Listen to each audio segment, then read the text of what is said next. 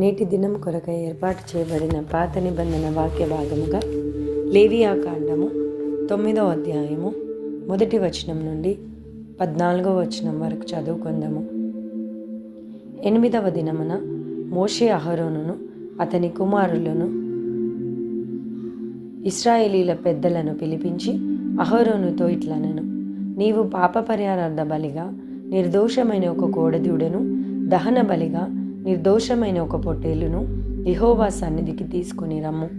మరియు నీవు ఇశ్రాయేలీయులతో మీరు యెహోవా సన్నిధిని బలి అర్పించినట్లు పాప పరిహారార్థ బలిగా నిర్దోషమైన మేకపిల్లను, దహన బలిగా నిర్దోషమైన ఏడాది దూడను, గొర్రె పిల్లను, సమాధాన బలిగా కోడెను, పొట్టేలును, నూనె కలిపిన నైవేద్యమును తీసుకొని రండి. నేడు యెహోవా మీకు కనబడును అని చెప్పును.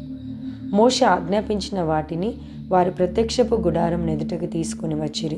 సమాజమంతయు దగ్గరకు వచ్చి యెహోవా సన్నిధిని నిలువగా మోషే, మీరు చేయవలెనని యెహోవా ఆజ్ఞాపించినది ఇదే, అట్లు చేయుడి, అప్పుడు యెహోవా మహిమ మీకు కనబడుననెను.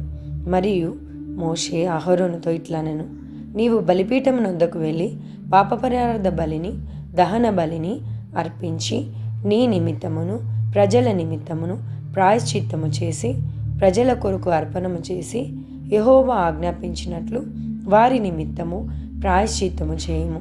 కాబట్టి అహరోను బలిపీఠము దగ్గరకు వెళ్ళి తన కొరకు పాప పరిహారార్థ బలిగా ఒక దూడను వధించెను. అహరోను కుమారులు దాని రక్తమును అతని యొద్దకు తేగా అతడు ఆ రక్తములు తన వ్రేలు ముంచి బలిపీఠపు కొమ్ముల మీద దాని చమిరి బలిపీఠము అడుగున ఆ రక్తమును పోసెను. దాని క్రొవ్వును, మూత్రగ్రంథులను, కాలేజం మీది వపను బలిపీఠం మీద దహించెను. అట్లు యెహోవా మోషేకు ఆజ్ఞాపించెను. దాని మాంసమును, చర్మమును పాలెము వెలుపల అగ్నితో కాల్చివేసెను. అప్పుడతడు దహనబలి పశువును వధించెను. అహరోను కుమారులు అతనికి దాని రక్తమును అప్పగింపగా అతడు బలిపీఠము చుట్టూ దానిని ప్రోక్షించెను. మరియు వారు దహనబలి పశువు యొక్క తలను, అవయవములను అతనికి అప్పగింపగా అతడు బలిపీఠం మీద వాటిని దహించెను. అతడు దాని ఆంత్రములను, కాళ్ళను కడిగి బలిపీఠం మీదనున్న దహనబలి ద్రవ్యముపైని దహించెను.